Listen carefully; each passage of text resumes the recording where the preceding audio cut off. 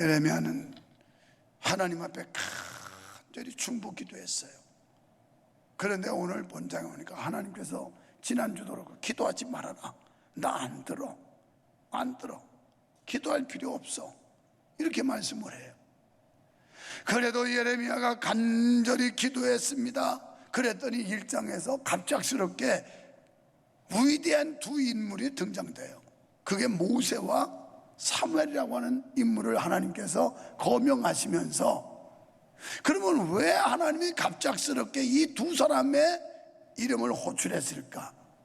그 말씀을 가만히 보면, 야, 이 상황에서 내 백성이 이렇게 타락하고 배역하고 악한 이런 상황에서는 모세나 사무엘이 기도해도 내 뜻을 돌이킬 수 없다, 이 뜻이에요.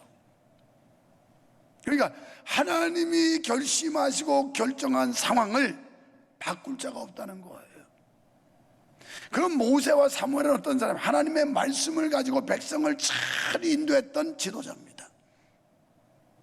그래서 하나님과의 멀어졌던 관계를 가까이 하게 했고, 그리고 회복시키는데 아주 지대한 영향력을 끼쳤던 지도자가 모세와 사무엘이었어요.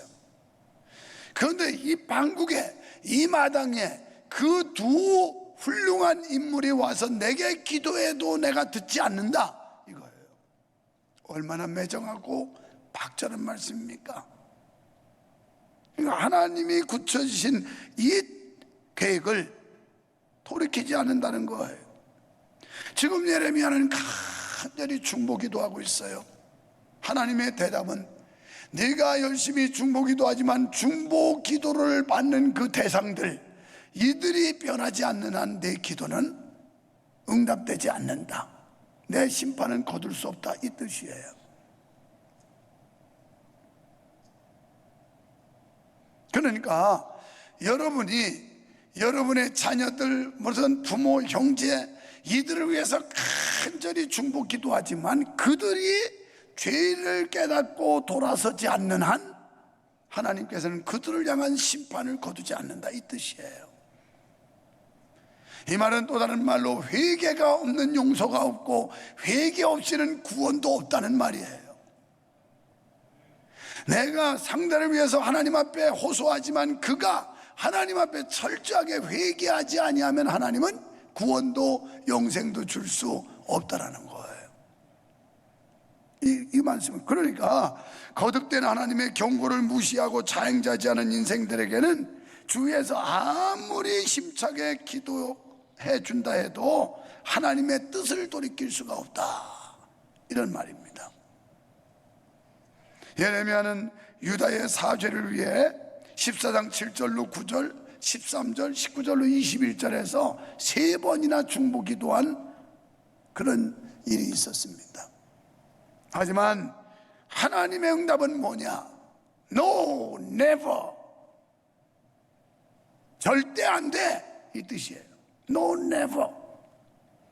네가 아무리 중보 기도하지만 이 백성의 타락과 패역, 죄악으로 볼 때 절대 안 돼, 이거예요. 무서운 응답이에요. 하나님께서 심판하시기로 작정한 거 절대 돌이킬 수 없다는 거예요. 왜냐하면 예레미야 선지자를 통해 하나님의 뜻을 전했고 죄에서 떠나 돌아올 것을 외쳤지만 허사였기 때문입니다. 앞서서 우리가 예레미야서를 볼 때 계속 충고, 경고 막 이러면서 촉구하고 이러는데 말 듣지 않아요.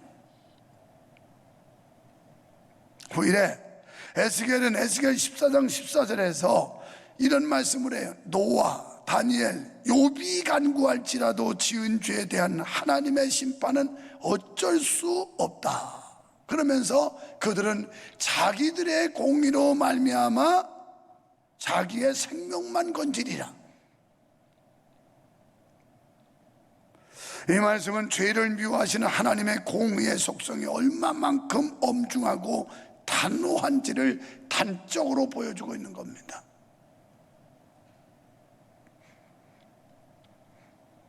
그 결과 유다 백성들의 운명은 어떻게 될까요?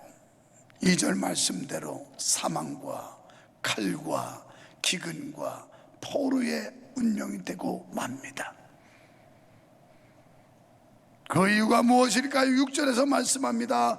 여호와께서 이르시되 내가 나를 버렸고 내게서 물러갔으므로 내게로 내 손을 펴서 너를 멸하였노니 이는 내가 뜻을 돌이키기에 지쳤음이로다.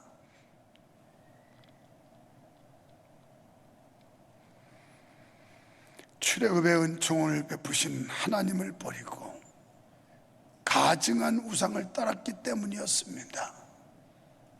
예레미야는 이스라엘 민족이 교만하여 하나님을 경홀히 여기고 우상을 숭배하며 어그러진 길에서 돌아오지 아니함으로 심판을 받게 된다고 예고했습니다. 이 많은 영적으로 출애굽이 어딥니까? 저 세상에서 우리를 불러내서 하나님의 자녀 삼아 주셨고 구원의 은총을 주셨건만 하나님의 은혜를 깡그리 무시해버리고 배은망덕하여 하나님을 대적하는 자들을 하나님이 심판하겠다는 거예요. 당시 유다 백성들의 형편이 어땠느냐면, 여러분, 히스기야 왕은 선왕이었어요. 그는 종교개혁을 일으켰어요. 그래서 우상의 산당들을 다 허물었어요. 우상 숭배하는 자들을 척결했어요. 그런데 그 아들 므낫세라는 놈이 아버지의 왕통을 위협받고서 아버지하고는 전혀 딴판으로 반대적 길을 가는데 그 무너뜨린 산당을 다시 세웠고 박수들, 무장들을 인정하고 그러면서 이 우상 숭배하는 일을 조장하는 이런 결과를 초래한 겁니다. 그뿐이 아니라 바른 말하는 하나님의 선지자들을 얼마나 핍박하고 살해했는지 몰라요. 그래서 성경은 이렇게 증거해요. 열왕기하 24장 4절에 또 그가 무죄한 자의 피를 흘려 그의 피가 예루살렘에 가득하게 하였습니다. 여호와께서 사하시기를 즐겨하지 아니하시니라. 므낫세의 이 악행, 결국 하나님의 종들, 선지자들을 핍박하고 생명을 앗아갔던 이 악행에 대해서 하나님께서 사하는 걸 기뻐하지 않는다, 이렇게 말씀하고 있어요. 사랑하는 성도 여러분, 정신 차리세요. 지금 여러분이 가지고 있던 그 신앙, 여러분의 자식 때에 다 망가지지 않았습니까? 여러분 부모님들이 가졌던 그 믿음 여러분까지는 유지됐지만 여러분 자식 때에 다 단절되지 않았습니까? 그래도 아무렇지도 않게 생각하고 속 편하게 살고 있습니까? 히스기야가 그 부왕 때는 종교개혁을 일으켰고 나라를 바로 세웠다면 아들 므낫세는 형편없이 타락하여 아버지와 반하는, 하나님을 거역하는 불순종과 악행을 행했기 때문에 하나님의 진노와 심판이 임하게 된다는 거예요. 우리는 이걸 가슴 아파해야 돼요. 내 믿음이 내 자식에게서 단절된 거, 끊어진 거, 이걸 아파해야 돼요. 오늘 각자 제갈 길로 간 사람이 있지만 여기 안수 집사님들 정말 변함없이, 기존에 된 사람들도 마찬가지야. 정신 똑바로 차리고.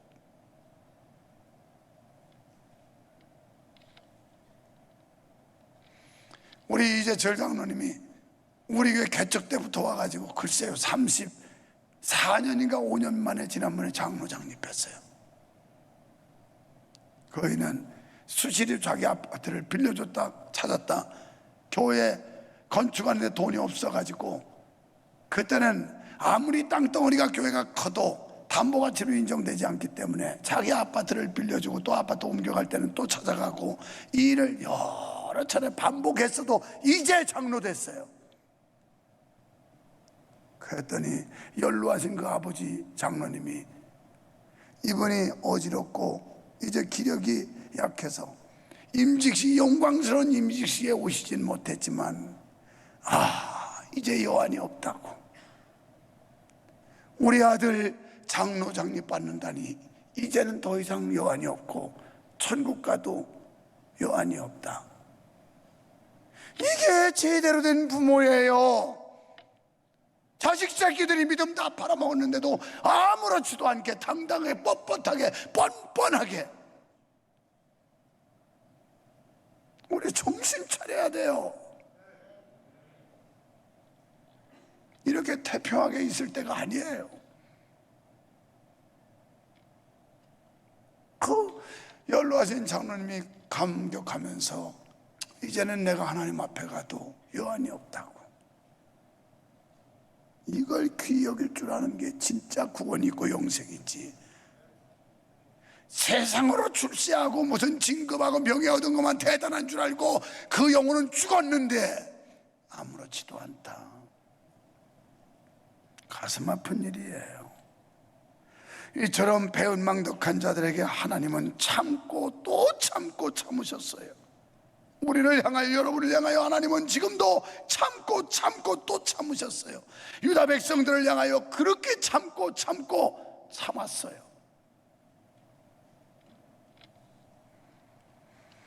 그리고 숱한 선지자들을 보내서 깨우치고 깨우쳐 주셨지만 허사였습니다.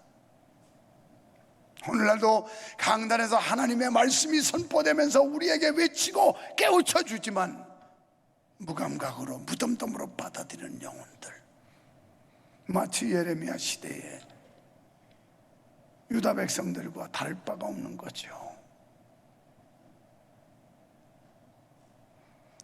잠깐 돌이키는 것 같다가도 금방 예전의 죄악에 빠져버렸습니다. 그래서 하나님께서는 6절에서 말씀하세요. 이제 내가 뜻을 돌이키기에 염증이 났다. 염증이 난다. 목회자도 보면 가끔 그런 경우 있습니다. 권면해도 안 듣고 충고해도 안 듣고 뺀질 그냥 염증이 났다. 당신 같은 사람은 이제 믿든지 말든지 그냥 내 멋대로 해라. 얼마나 불행한 일인가요? 목사가 잘못하면 김필 원사 정신 똑바로 차려, 너 그럼 죽어, 이렇게 하는 게 그게 바른 충고고 제대로 관계지. 그래, 저 옆에 하든지 말든지 그까이가 나 상관없어. 저거 돼지든지 살든지 상관없어. 이게 얼마나 불행하냐고요. 하나님이 참고 또 참고 충고하고 또 하고 했는데도 잠깐 돌아서는 것 같다가 여전히 도로재턱이야. 그래서 이제는 내가 돌이키는데 염증이 났다, 이렇게 말씀하는 거예요. 다시 말하면 하나님이 뜻을 돌이키는데 지쳤다는 거예요. 지쳤어. 이제 남은 것은 심판밖에 없다고 말씀합니다. 본문에서 이 사실을 예레미야에게 알려주고 계신 것입니다. 그렇습니다. 죄악의 자리에서 완전히 돌아서지 않는 한 완전한 용서란 없어요. 죄는 심판이 따르고 악인은 반드시 멸망하고 만다는 사실을 하나님은 선포하고 계신 거예요. 본문은 끝까지 회개하지 않는 자들이 당할 종말에 대해 보여주십니다. 그래서 5절로 14절에 보면 결국 예루살렘이, 유다가 어떻게 비참하고 처참하게 망하게 될 것인가를 설명하고 있어요. 재물 다 뺏기고 자식 낳다 죽고 결국 남는 자는 포로로 끌려가고 아주 비참하게 되는 거죠. 이렇게 처참한 광경을 당해도 슬퍼하거나 위로해 줄 사람조차도 없었다는 겁니다. 사고를 당하거나 상을 당할 때 친척과 친구들이 찾아 위로해 주고 물질적 도움을 주는 게 이게 상식 아닙니까? 그런데 유다인들은 어땠습니까? 5절에서 보니까 불쌍히 여기거나 누구 하나 평안을 물을 자가 없었다. 왜? 지금 내 앞가림도 안 되고 내 발등에 불이 떨어져 죽게 생겼는데 누구 다른 사람 안중에도 없는 거예요. 그래서 자기 자신을 한탄하면서 곡성을 내는 이 지경이 되는데 누구 다른 사람을 돌아보겠어요? 여러분, 히브리서 9장 27절에 다 같이 한 번 죽는 것은 사람에게 정해진 것이요 그 후에는 심판이 있으리니. 아멘. 여러분 죽어요. 여러분 죽어요. 언제 죽느냐고요? 모르지만 틀림없이 죽어요. 어제 우리 큰 조카 40이 넘어서 얘가 이제 아들을 뒤늦게 나가지고 초대해요. 그래가지고 손자 돌이라고 그래가지고 우리 가족들이 모였어요. 그래서 내가 그랬죠. 야, 오늘 여기 식당의 비용은 이 작은 할애비가 부담한다. 내가 사준다. 아니에요. 지 아빠가 그러죠. 야, 원래 엄마 아빠가 내는 거라며.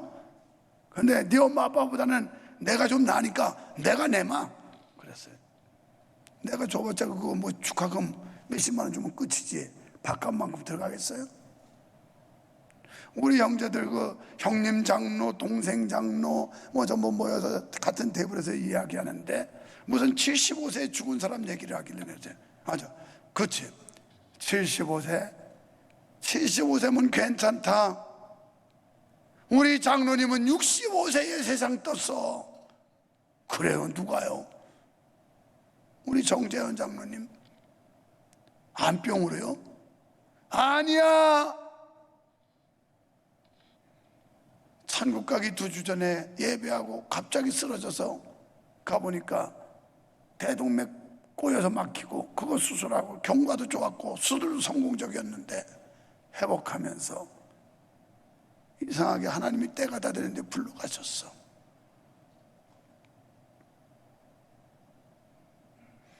내가 천국 환송 예배, 연결 예배 하면서 눈물이 앞을 가려서 설교를 못할 지경이었어요. 정말 어려운 시절 나와 생사고락을 같이 했던 사람들이 하나씩 둘씩 떠나가는 그 장면을 보면서 정재현 장로요,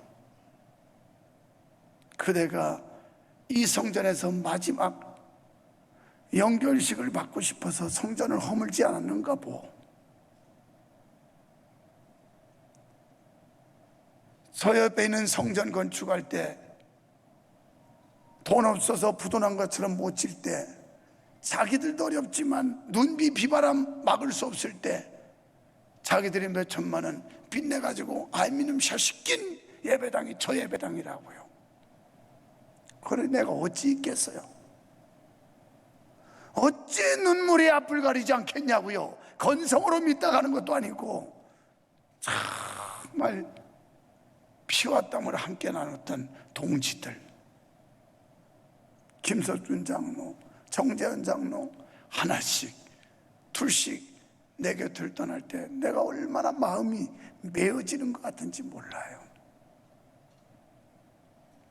여러분 죽습니다. 암병으로만 죽는 게 아니라 갑작스럽게도 죽고요, 병 걸려 죽고요, 사고 나서 죽어요. 그러나 중요한 건 사후에 심판이 있다는 거예요. 하나님의 준엄한 심판이 있어요. 이거 두려워해야 돼요. 그렇게 얼렁뚱땅 살지 마세요. 적당히 믿으면 될 줄로 알지 마세요. 똑바로 믿어야 돼요. 똑바로. 사후에 심판이 있다는 겁니다. 지옥 갈 거냐 천국 갈 거냐, 칭찬받을 거냐 책망받을 거냐, 하나님의 판결. 이게 무서워서 제대로 믿는 거예요. 지금 회개를 촉구해도 말 듣지 않고 그렇게 권면을 해도 아랑곳하지 않던 유다 백성들 쫄딱 망한다는 거예요. 주님이 재림하시는 날에 그의 심판을 피할 수 있는 자는 아무도 없습니다. 예루살렘의 종말을 보면서 우리도 재림의 날을 기억하며 깨어 준비해야 될 줄로 믿습니다. 이 종말이라는 단어는 에스카톤이라는 말인데 마지막 때 일어날 사건들에 대한 성경적인 전망을 가리키는 거예요. 구약은, 여기 이거 중요한 내용입니다. 구약은 이스라엘 공동체에 초점을 맞췄어요. 공동체. 그런데 신약은 개인에게 초점을 맞춰요. 언제나 우리가 하나님의 말씀이 선포될 때 이 말씀은 우리 교회 전체가 아니라 바로 나 개인에게 주시는 하나님의 음성이다, 하나님의 말씀이다, 하나님의 경고다, 이렇게 받아야 된다는 거예요. 지금까지 우리는 예레미야의 탄식하는 장면을 봅니다. 민족의 멸망 앞에서, 나라의 운명 앞에서 하나님 앞에 중보기도 하고 탄식을 하고 있어요. 그런데 자신의 중보기도가 효력이 없음을 보고 탄식하는 예레미야를 위로하시는 하나님의 모습을 보게 됩니다. 유다의 심판이 불변하다는 사실을 깨달은 예레미야는 10절에서 마치 요처럼 자신의 모습을 한탄하고 있어요. 10절에 보면 내게 재앙이로다 나의 어머니요, 어머니께서 나를 온 세계에 다투는 자와 싸우는 자를 만날 자로 낳으셨도다. 여러분, 욥이 극도로 어려운 환경과 상황을 만나서 뭐랍니까? 내가 차라리 이 땅에 태어나지 않았으면 좋을 뻔했다. 지금 같은 맥락의 말씀을 하고 있는, 탄식하고 있는 거예요. 왜냐하면 자신의 사역은 이제 하나님의 무서운 심판만 전할 것만 남았기 때문이에요. 뭐 이걸 그들이 다시 무슨 회복을 한다든지 하나님의 심판을, 이게 아니고 이제는 영락없이 심판만 받을 일이 남았기 때문에 이 얘기를 해야 되니까 얼마나 마음이 부담스러웠는지, 아팠는지.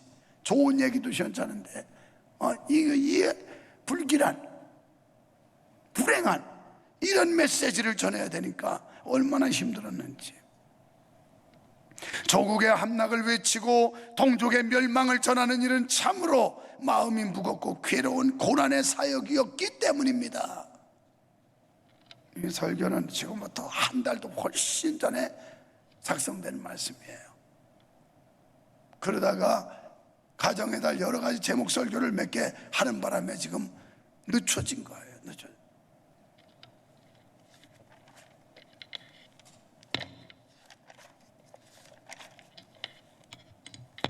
앞으로도 2주일 설교가 미리 다 돼 있어요. 알았어요? 양통머리 없는 교인들은 아이고 목사님이 또 요때 되니까 저 설교하나 보다. 복 받을 생각 좀 해요. 망할 생각하지 말고. 설교가 지금 몇 주께 다 돼 있어요. 여기.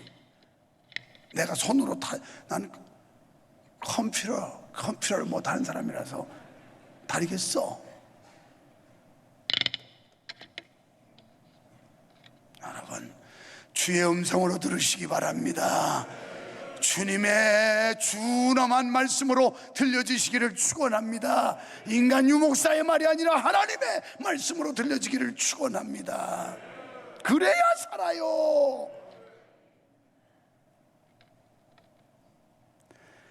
그래서 예레미야는 눈물로 이 사역을 감당했고 그를 눈물의 선지자라고 지칭하는 겁니다. 예레미야는 인간적인 고통과 핍박 속에서 몸과 마음이 모두 지쳐 있었어요. 이때 예레미야는 속죄의 기도를 15절, 16절로 17절에서 하고 있습니다.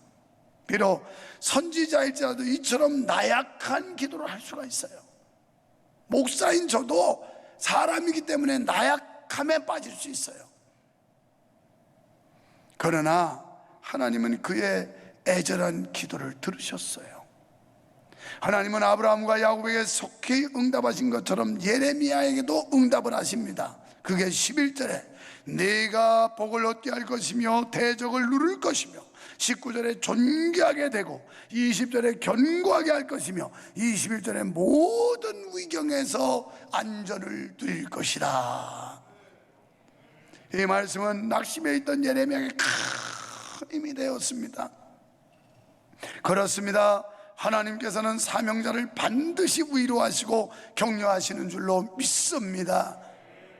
의인과 악인을 함께 멸하시는 하나님이 아니에요. 그냥 싸잡아서 멸망시키지 않아요. 그래서 시편 91편 7절에 보면 천인 만인이 내 오른편에서 엎부러지고 자빠져도 내가 너와 함께해서 재앙이 너에게 임하지 않게 해주리라. 그러니까 모든 사람이 다 망해도 우리가 의로운 주의 백성으로 믿음 바로 가지면 하나님이 보장해 준다는 거예요.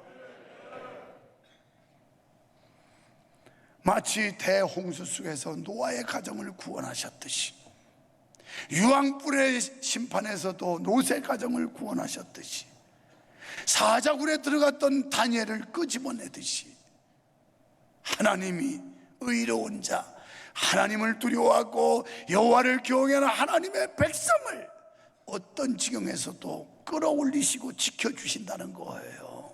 이걸 예레미야에게 내 백성이 다 심판으로 멸망할지라도 너는 망하지 않는다, 너는 내가 구원해 준다, 이 말씀이에요.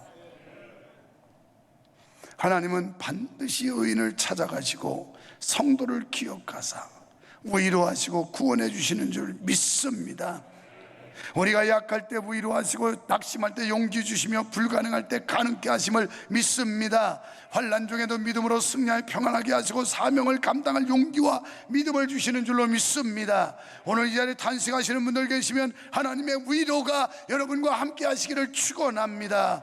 죄의 자리를 걷어차세요. 그리고 우리의 주님 앞으로 다가오세요. 은혜의 주님 품에 바싹 안기세요. 거기에 진정한 평안과 위로 참 기쁨과 감사가 있음을 믿으시기를 주의 이름으로 축원합니다.